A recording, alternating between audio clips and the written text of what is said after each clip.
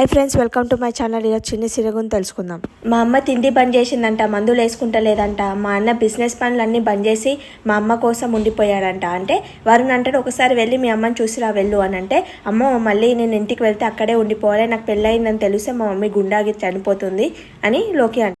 నేను దేవేందర్ వర్మని అల్లుడిని చేసుకున్నానని తెలిస్తే మా ఇంట్లో వాళ్ళు చాలా హ్యాపీగా ఫీల్ అవుతారు. అంతవరకు నేను చెప్పను. అలా కాకుండా మనం ఉన్న పరిస్థితి ఇప్పుడు తెలిస్తే తను మా అమ్మ తట్టుకోలేదు.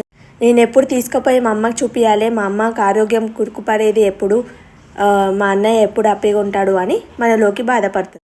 నా కర్మ అని మనలోకి ప్లాన్ వర్కౌట్ అవుతుంది. వర్కౌట్ కాగానే మన మ్యాడీ అంటాడు, 1 వీక్లో నేను మా ఇంటికి తీసుకెళ్తాను, మా డాడీ నొప్పించి, మీరేం కంగారు పడకండి అని. మనం తర్వాత మీ ఇంటికి తీసుకెళ్ళి మీ అమ్మకు మీ అన్నయ్యకు నేను చెప్తాను. నిజంగా వారం రోజులు ఇలా జరుగుతుంది అంటున్నావా? జరిగేలా చేస్తాను, నా ప్రామిస్. థ్యాంక్ గాడ్, ఇంద్రభవన్ లాంటి ఇల్లు నేను అడుగు పెట్టపోతున్నాను 1 వీక్లో అని అంటారు. మధు అని అంటారు. వాళ్ళ అమ్మ వచ్చి, మధు లేదు బాబు, ఇక్కడ ఇంట్లో లేదు, బయటికి వెళ్ళినట్లుంది అంటే, పొద్దున్నుంచి లేదా అంటే, అవును పొద్దున్నుంచి లేదు, వాళ్ళ ఫ్రెండ్ వాళ్ళ ఇంటికి వెళ్ళిండొచ్చు అని అంటుంది. వాళ్ళ ఫ్రెండ్ వాళ్ళ ఇంటికి వెళ్తుందంటే నాకు చెప్పకుండా వెళ్ళదే అంటే, చెప్పకుండా వెళ్ళిందంటే మా ఇంటికి వెళ్ళిండొచ్చు, మళ్ళీ అక్కడ ఏమైనా గొడవ జరుగుతుందా, తొందరగా వెళ్ళాలి అని మ్యాడీ అంటారు. దేవ మధుని తీసుకొని ఇంటికి వస్తాడు. అప్పుడు శ్రేయ చూసి షాక్ అవుతుంది. ఏంటి అంత షాక్ అయ్యావంటే మన నాగవల్లి కూడా షాక్ అవుతుంది. ఏంటి ఇద్దరు అత్త కోడలు అంత షాక్లో ఉన్నారు అంటే, మీరు గిట్టే షాక్. ఆంటీని చూసి భయపడుతున్నావమ్మా? భయపడకు, మనము బ్రేక్ఫాస్ట్ చేసావా? అది అని అంటుంది. అంటే చేయకుండొచ్చు, పొద్దున్నే వచ్చావు కదా, సరే అక్కడికి వెళ్ళి కూర్చో, నేను వస్తాను, ఇద్దరం కలిసి బ్రేక్ఫాస్ట్ చేద్దామని అంటాడు దేవ్. మీరందరు బ్రేక్ఫాస్ట్ చేశారా? నేను తిన్నాను, అత్తయ్య తినలేదు అంటే, సరే మీరందరు. ఏంటి బావా, దాంతో మనం బ్రేక్ఫాస్ట్ చేయడం ఏంటి, అది మన గెస్ట్ ఏంటి, ఏం ప్లాన్ వేసావు అని అంటుంది. అంటే చెప్పాను కదా నేను దాంతో నరుకొస్తానని, కాలేజ్లో తనకు హెల్ప్ చేశానని మ్యాడీ తను కలిసి నాకు థ్యాంక్స్ చెప్పారు. నేను జాగింగ్ వెళ్ళినప్పుడు నన్ను చూసి నా దగ్గరకు వచ్చింది. ఇదే వెతకపోతున్న తీగని కాలికి తగిలిందంటే ఇదే. ఈ అవకాశాన్ని నేను యూజ్ చేసుకొని ఏం చేయాలో అది చేస్తాను. సరే పద బ్రేక్ఫాస్ట్ చేద్దాం, దాంతో కలిసి నేను బ్రేక్ఫాస్ట్ చేయడం ఏంది, నాన్సెన్స్ అని తను వెళ్ళిపోతుంది. అంకుల్ కూర్చోండి అమ్మా, ఆంటీ వాళ్ళు బ్రేక్ఫాస్ట్ చేశారంట, మన ఇద్దరం తిందామని అంటారు. మీరు నాకు వడ్డించడం ఏంటి అంకుల్ అంటే, నేను మీ ఇంటికి వచ్చినా నువ్వు వడ్డించవద్దులే, ఇప్పుడైతే నేను వడ్డిస్తున్నాను తిను అని. ఏంటమ్మా కాలేజ్ విషయాలు అంటే, లేదంకుల్ నన్ను చాలా కాపాడాడు ఆపదల నుంచి, మ్యాడీ కాపాడాడు, అలాగే మీరు కాపాడారు, థ్యాంక్ యూ అంకుల్. అలాగే నేను కష్టాలు ఉన్నప్పుడు మీరు నా కష్టాన్ని మీరు తీర్చారు కదా, ఇప్పుడు మ్యాడీ గిట కష్టాలలో ఉండు కదా, వానికి ఏం కష్టం వచ్చిందమ్మా, అమ్మా నాన్నలతో దూరం ఉండడం అది కష్టమే కదా అంకుల్ అని.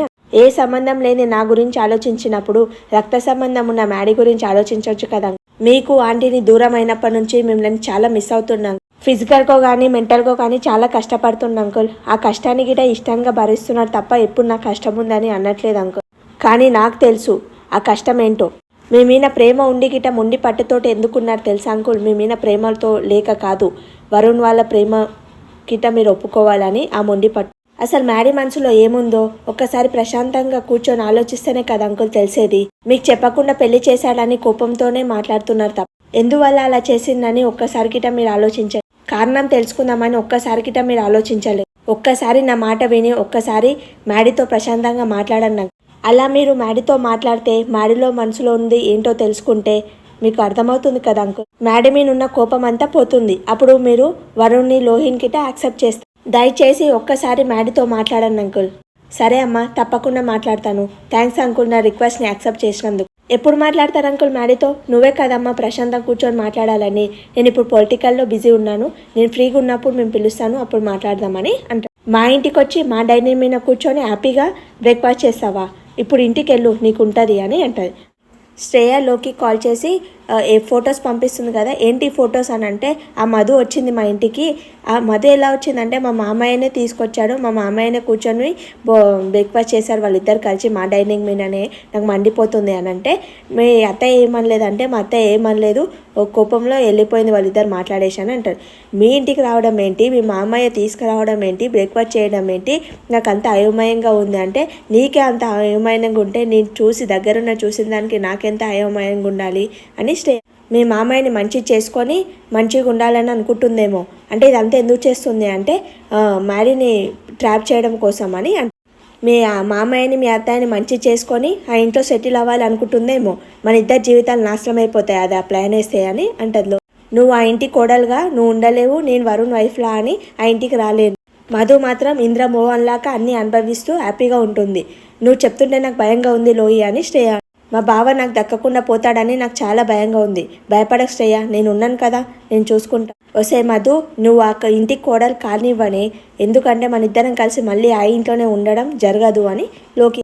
మధుని నువ్వు ఎక్కడికి వెళ్ళావు ఎక్కడ వెళ్ళావని మధు చెంప పలగొడతాడు. పలగొట్టేసి నేను ఎన్నిసార్లు చెప్పాలి మా ఇంటికి వెళ్ళొద్దని, వాళ్ళు ఎంత చెప్పినా వినరని చెప్పాను కదా, వాళ్ళకి ప్రశాంతంగా చెప్తే గిట్ట వినరు, నువ్వు ఎందుకు వెళ్ళినావు అని మధు మీద కోపపడతాడు. వాళ్ళని చీ కొట్టించుకోవడం అవసరమా నీకు?